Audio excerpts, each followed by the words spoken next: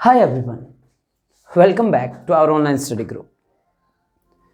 काफ़ी हद तक हम अकाउंटेंसी का सिलेबस कर चुके हैं। इंपॉर्टेंट टॉपिक चल रहा था हमारा रिटायरमेंट ऑफ ए पार्टनर। मैं आपको पहले भी बता चुका हूँ, it's just same as admission of a partner. उसमें बस फ़र्क इतना था, उसमें एक पार्टनर नया आया करता था और इसमें एक पार्टनर रिटायरमेंट ले रहा है। सेम इसके जैसा ही चैप्टर रहेगा हमारा डेथ ऑफ ए पार्टनर और फिर लास्ट हो जाएगा हमारा डिसोल्यूशन ऑफ ए फर्म। आइए शुरुआत करते हैं accounting terms for reserve and surplus को लेकर के। हमने रिटायरमेंट ऑफ ए पार्टनर में अभी तक के जो रिसेंट और लास्ट वीडियोस में हमने देखा, न्यू पीएसआर कैलकुलेशन देखा, गेनिंग रेशियो के बारे में देखा। इससे जस्ट रिसेंट वीडियो में हमने जो देखा था ट्रीटमेंट ऑफ गुडविल देखा था। आज हम करेंगे जितने भी हमारे पास रिजर्व एंड सरप्लसेस रहते हैं उनके ट्रीटमेंट को लेकर के, उनके एडजस्टमेंट्स को लेकर के। बट ये सब शुरू करने से पहले मैं आपको एक इम्पॉर्टेंट मैसेज देना चाहता हूँ कि भी अपकमिंग 1 और 2 डेज में हमारा रिपब्लिक डे रहेगा, 26 of February, this the national festival. तो प्लीज़ उस चक्कर में हम जो हमारा नेशनल फ्लैग होता है उसको काफ़ी बार इंसल्ट कर देते हैं। कैसे करते हैं वो मैं आपको एक्सप्लेन करना चाहूँगा। आप लोगों ने देखा होगा कि हम सभी छोटे छोटे नेशनल फ्लैग्स हाथ में रखते हैं या फिर हमारे टी शर्ट पे लेबल करते हैं, शर्ट पे, यूनिफॉर्म पे लेबल करते हैं। फिर जैसे ही सेलिब्रेशन ख़त्म हुआ हम उन सभी को यूं ही गार्बेज की तरफ डाल देते हैं, जो सड़कों पर डस्टबिन में यूं ही पड़े मिलते हैं, हमें दिखाई देते होंगे आपको कई बार। मैंने मोस्टली कई बार ऐसी चीज़ों को नोटिस किया है। तो ऑब्वियसली जब कभी ये चीज़ें देखने को मिलती है ना, इट रियली फील्स बैड, बुरा लगता है इन सब चीज़ों को कि जो हमारे लिए सबसे ज़्यादा इंपॉर्टेंट है हमारा नेशनल फ्लैग, हम उसकी बेअदबी कैसे कर सकते हैं। सो प्लीज़ एक बात हमेशा अपने जहन में रखिएगा कि तन मन धन से बढ़कर हमेशा हमारा क्या है, जन गण मन है। ठीक है, आइए बढ़ते हैं हमारे चैप्टर की तरफ, accounting treatment of reserve and surpluses. अब रिजर्व एंड सरप्लसेस की बात की जाए तो सबसे पहले तो मैं आपको ये बताना चाहूँगा कि ये रिजर्व एंड सरप्लसेस को अपन क्यों एडजस्टमेंट्स की तरफ बढ़ रहे हैं, क्यों इसका ट्रीटमेंट कर रहे हैं। याद करिएगा जब मैंने कहा था कि कोई भी पार्टनरशिप फर्म में मान लीजिए 3 पार्टनर है, A, B, C, profit share क्या करते थे 1:1:1 में। और अब किसी भी रीजन से C ने कहा कि जनाब मैं रिटायरमेंट लेना चाहता हूँ, तो ऑब्वियसली जब ये रिटायरमेंट लेगा तो ये काफ़ी सारी चीज़ें अपने साथ लेकर जाता है।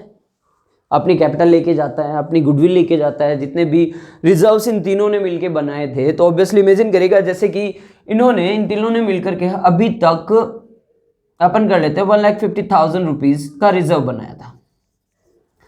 अब रिजर्व बनाया क्यों जाता है पहले तो ये देखिएगा। आई थिंक आपने एक चैप्टर पढ़ा होगा provision and reserves in standard 11। Standard 11 में एक चैप्टर हुआ करता था हमारा रिजर्व, प्रोविजन एंड रिजर्व्स को नाम से। आपको याद होगा कि प्रोविजंस जो होते हैं वो हमेशा जो फिक्स हमारे फ्यूचर में होने वाले लॉसेस होते हैं उनके लिए बनाया जाता है। कि जैसे अपन कह सकते हैं डेप्रिसिएशन कह सकते हैं, अपन बैड डेट्स भी कह सकते हैं। ऐसे ऐसे लॉसेस, कुछ ऐसे लॉसेस होते हैं जिनका होना लगभग तय सा होता है। अपन उनके लिए जो भी एक अमाउंट हमारे प्रॉफिट्स में से निकालते हैं, जितने भी पार्टनर्स होते हैं, उसको तो कहा जाता है प्रोविजन। लेकिन बात आती है रिजर्व की, तो रिजर्व इसलिए बनाया जाता है कि सारे पार्टनर्स मिलकर एक अमाउंट डिसाइड करते हैं कि यार हम हमारे प्रॉफिट में से हर साल कुछ एक अमाउंट निकालेंगे और उस अमाउंट को बिजनेस के अपग्रेडेशंस में काम में लेंगे, या बिजनेस परमाइजेस बाय करने में, या फिर कुछ भी नई चीज़ों को अपग्रेड करने में, न्यू इंस्टॉलेशन करने के लिए यूटिलाइज किया जाएगा। तो उनको कहा जाता है रिजर्व्स। अब इमेजिन करिए इन तीनों ने मिलकर एक रिजर्व बनाया था 1,50,000, बट ये जनाब तो अब रिटायरमेंट लेके जा रहे हैं। और जब ये रिटायरमेंट लेके जाएंगे तो ये क्या कहेंगे, यार ये जो रिजर्व पड़ा है इसमें मेरा भी हिस्सा है। तो ये जो रिजर्व होता है जिसमें रिटायरिंग पार्टनर का हिस्सा, तो ऑब्वियसली वो अपना शेयर लेके जाएगा। अब लेके जाएगा तो इसको ये पैसा देना पड़ेगा। यानी कि बात की जाए 1:1:1 में, तो ऑब्वियसली इसका शेयर कितना बनता है, 1/3 कितना बना, 50,000। ये 50,000 रुपीज इनको देने पड़ेंगे। अब देगा कौन, ए और बी, वो भी जिन भी रेशियो में जो भी डिटरमाइंड या गिवन इन द क्वेश्चन होगा, अपन डिस्कस कर चुके हैं इसके बारे में। तो मैं ये बताना चाहता हूँ, इससे इसके ट्रीटमेंट से रिलेटेड जो भी एंट्रीज रहेगी, जो भी हमारे क्वेश्चन में पूछा जाता है, उनकी बात करते हैं। आइए देखते हैं कैसे।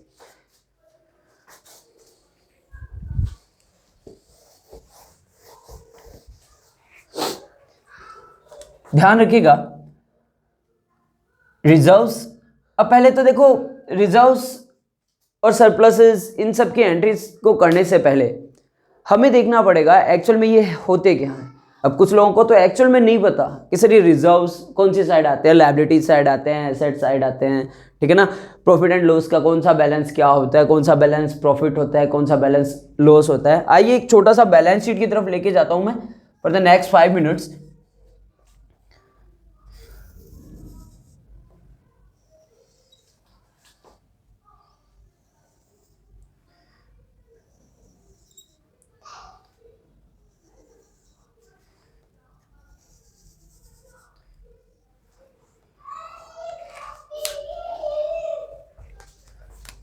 ये साइड रहता है हमारा liabilities side, then amount, then assets,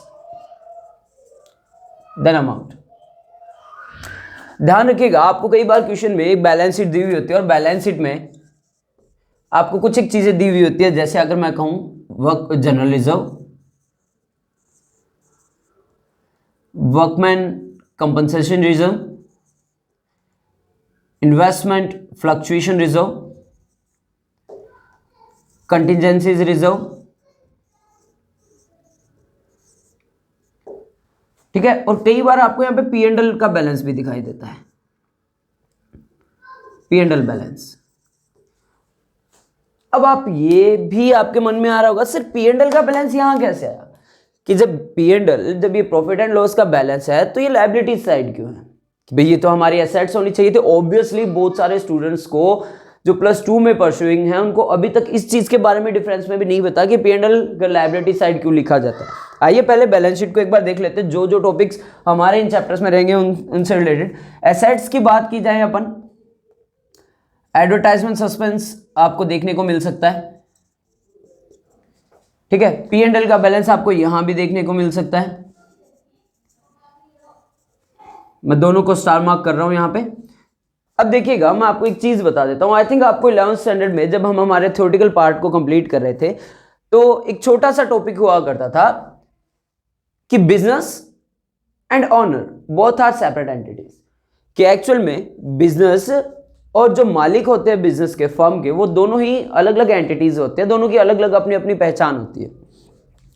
तो इमेजिन करिएगा 3 पार्टनर्स थे, ए बी सी, तीनों ने बिजनेस स्टार्ट किया था। तो इन्होंने पैसा लगाया था किसमें, बिजनेस में। बिजनेस में यहां पे प्रॉफिट एंड लॉस में देखिएगा, अगर प्रॉफिट होता है, in case we are having profit, तो ये प्रॉफिट रियल में है किसका, इन पार्टनर्स का। तो बिजनेस की रिस्पॉन्सिबिलिटी बनती है कि ये सारा का सारा प्रॉफिट किसके पास पहुंचाया जाए, पार्टनर्स के पास पहुंचाया जाए। और यहां पर क्या आता है, यहां पर लॉस आता है। अब आप कहेंगे सर ये तो एसेट्स है, तो यहां पर लॉस कैसे, क्यों आता है वो देखिएगा। जब प्रॉफिट होता है तो फर्म किसको देती है, पार्टनर्स को देती है। तो ऑब्वियसली अगर फर्म को लॉस होगा तो वो पैसा लेगी किससे, पार्टनर से ही लेगी। तो इसीलिए ये जो अपन सारा कुछ कर रहे हैं ये सारा फर्म के लिए कर रहे हैं, ये सारे फर्म्स के रिकॉर्डिंग्स होते हैं, फर्म की ही बैलेंस शीट बनती है। तो ऑब्वियसली अगर फर्म में कोई भी प्रॉफिट होता है तो किसको मिलता है, वो प्रॉफिट मिलता है किसको है, पार्टनर्स को।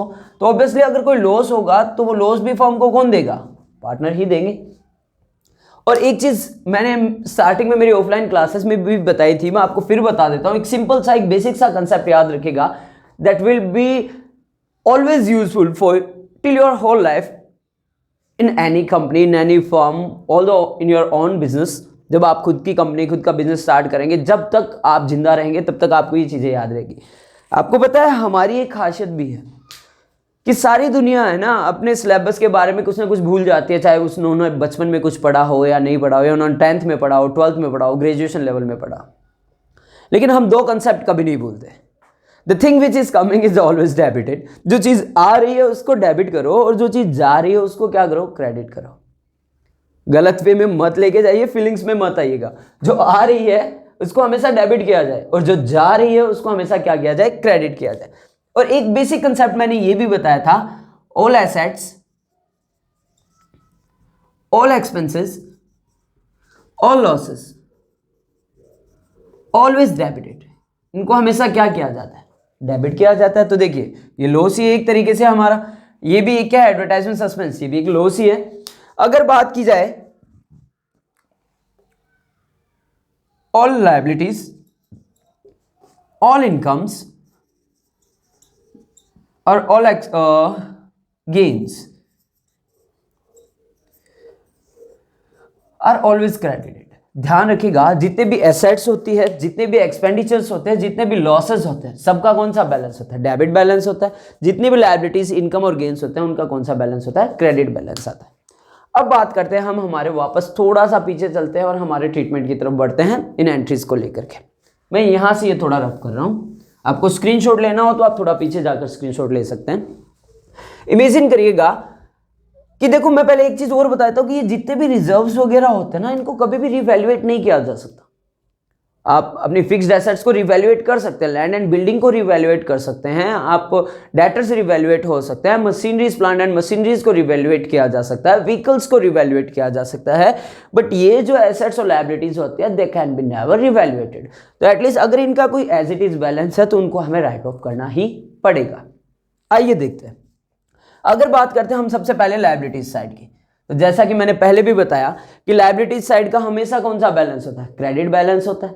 तो जब भी इनको ट्रीटमेंट में डाला जाएगा या जब भी इनको एडजस्ट किया जाएगा तो इनकी जर्नल एंट्री वो क्या रहेगी?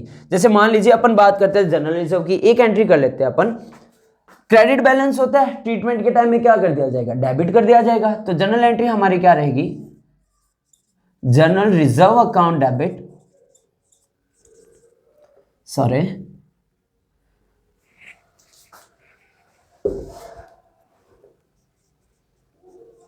General reserve account debit to, मैं यहां पे एक बार एबीसी को ही ले रहा हूं ताकि तीनों पार्टनर्स को यूटिलाइज किया जा सके। To A's capital, to B's capital और टू सीज कैपिटल अकाउंट। एक चीज का ध्यान आप हमेशा रखिएगा, आप कभी भी शॉर्ट फॉर्म ना यूज करें, क्योंकि एग्जाम्स आपके होने हैं, मेरे नहीं, है ना। तो कई बार क्या होता है, एग्जामिनर थोड़ा सा इरिटेट हो जाता है ऐसे शॉर्ट फॉर्म से, तो आपको कभी भी इनको यूटिलाइज नहीं करना है।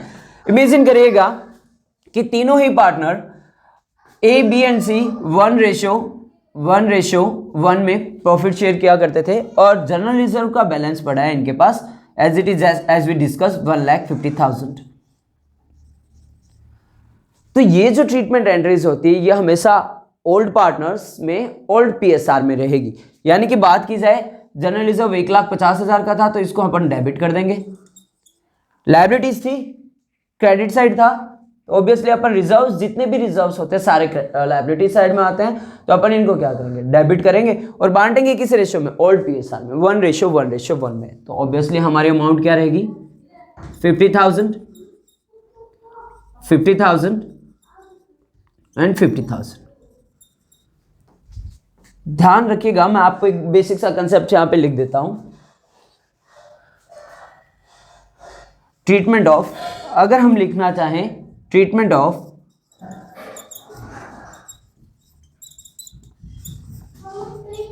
ऑल रिजर्व्स, तो जो हमारा स्टेटमेंट रहेगा, एक्सक्यूज मी गाइस, वो क्या रहेगा? देखिएगा, all reserves account debit to old partners capital account in old profit sharing ratio. ध्यान रखिएगा, जो ट्रीटमेंट ऑफ एंट्री रहेगी या जो एडजस्टमेंट एंट्री रहेगी वो क्या रहेगी? ऑल रिजर्व्स अकाउंट डेबिट, चाहे वो कोई भी रिजर्व हो, जनरल रिजर्व हो तो भी उसको डेबिट करेंगे, वर्कमैन कंपनसेशन रिजर्व हो तो भी उसको डेबिट करेंगे, इन्वेस्टमेंट फ्लक्चुएशन रिजर्व हो तो भी उसको डेबिट करेंगे, कंटिजेंसी रिजर्व हो तो भी डेबिट होगा, और चाहे प्रॉफिट एंड लॉस का क्रेडिट बैलेंस होगा तो भी उसको डेबिट किया जाएगा। To old partners capital account as we have mentioned above, to A's capital, to B's capital, to C's capital. Retirement से पहले जितने भी पार्टनर्स थे सब में बांट दिया जाएगा ओल्ड पीएसआर में इन old profit sharing ratio. Screenshot ले लीजिए, फिर आगे बढ़ते हैं एक न्यूमेरिकल की तरफ। I hope you have taken the screenshot. आगे बढ़ते हैं, अब एक हाइपोथेटिकल सिचुएशन लेते हैं और शुरुआत करते हैं।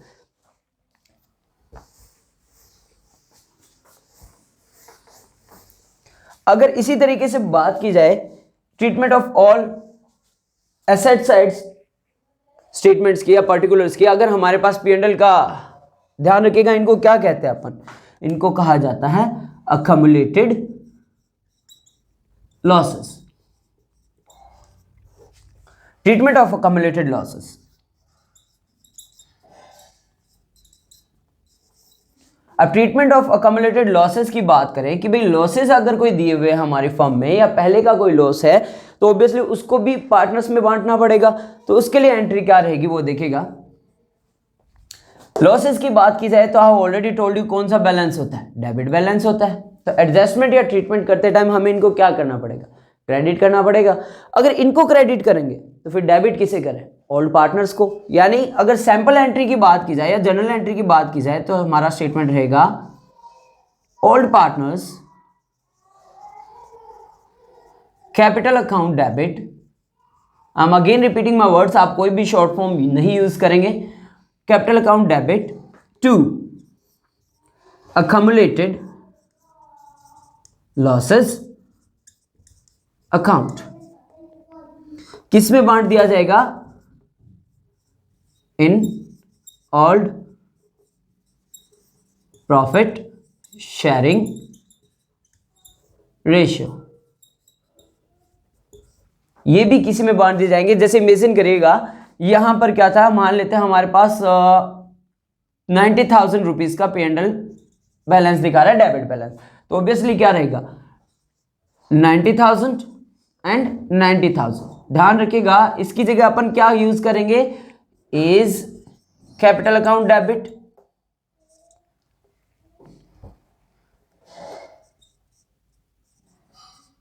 B is capital account debit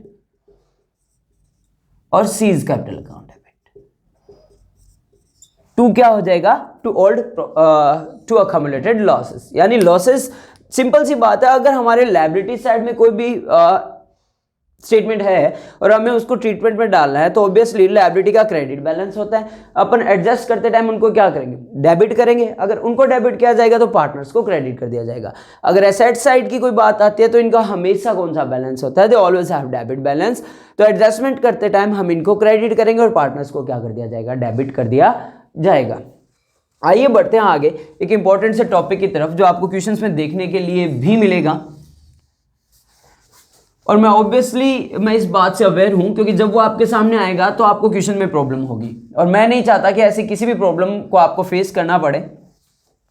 देखिएगा जब कभी आप वर्कमैन कंपनसेशन फंड देखते हैं या कंटिजेंसीज रिजर्व को देखते हैं या इन्वेस्टमेंट फ्लक्चुएशन रिजर्व देखते हैं तो आपको क्वेश्चन में एक और चीज देखने को मिलती है, वो होती है claim for compensation fund, claim for workman compensation fund.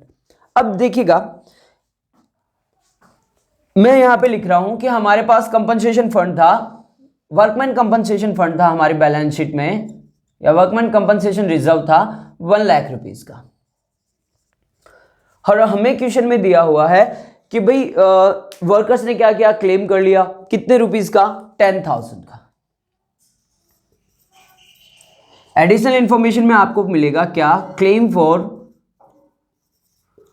Workman compensation fund और रिजर्व। अगर इन केस ऐसी सिचुएशन आपके सामने आती है आपको क्या करना है वो देखिएगा। देखिए मैं आपको पहले भी बता चुका हूं ये हमारी लायबिलिटीज साइड में रहते हैं और कौन सा बैलेंस होता है, हमेशा क्रेडिट बैलेंस होता है।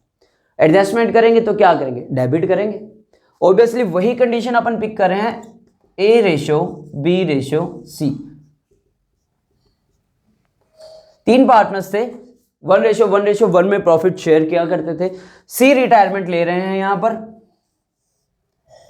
तो जब ये रिटायरमेंट लेंगे तो उस वक्त हमें क्या करना है, जितना भी हमारे पास रिजर्व्स एंड सरप्लसेस पड़े हैं, जितने भी हमारे पास एसेट्स से रिलेटेड कुछ भी है, तो हम उनको एडजस्टमेंट की तरफ लेके जाएंगे, ट्रीटमेंट की तरफ लेके जाएंगे। अब जब ये हो रहा होता है, जब on the time of the retirement of C we need to adjust workman compensation reserve, जितने भी रिजर्व एंड सरप्लसेस हैं उनको अपन एडजस्ट करेंगे। तो एंट्री क्या रहेगी हमारी, आइए उस एंट्री की तरफ बढ़ते हैं, इसी हाइपोथेटिकल सिचुएशन की तरफ बात करते हैं। सबसे पहले हमारा आ जाएगा क्या, workman compensation reserve account debit. कितने रुपए से रखा है? 1 लाख से। और क्लेम कितना हुआ है?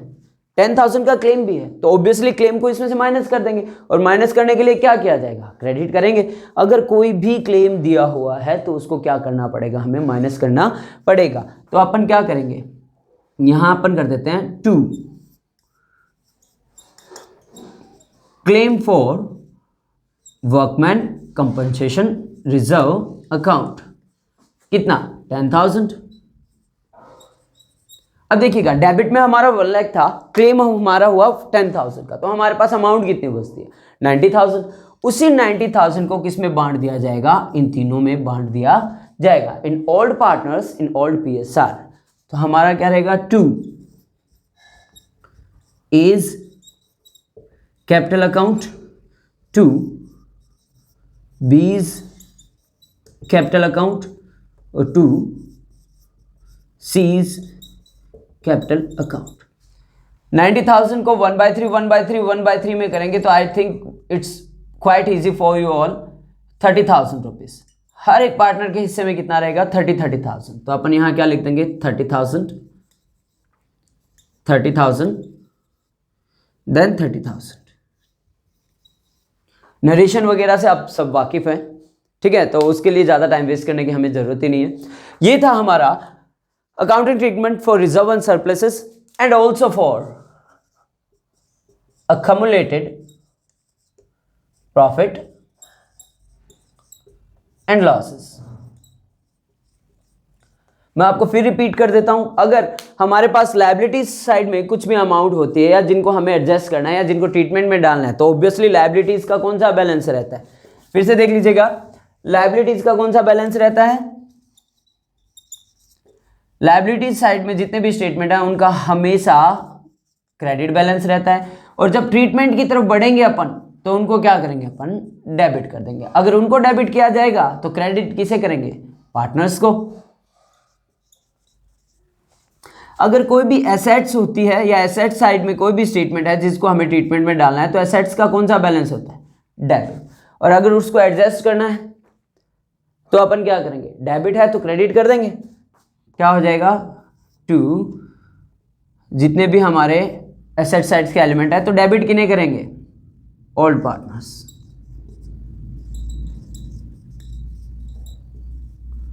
Capital account debit.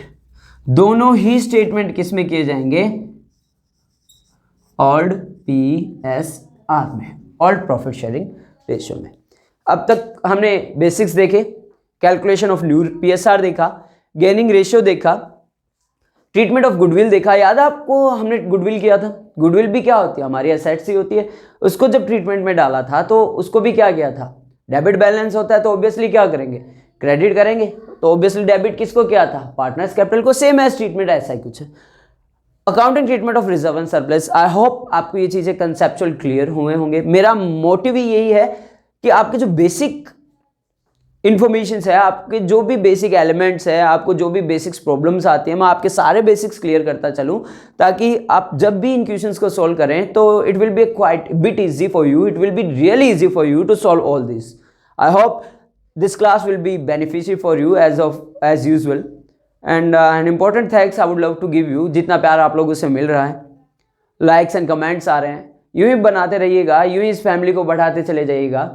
Stay safe, stay at home, keep yourself healthy. Thanks a lot and have a great day.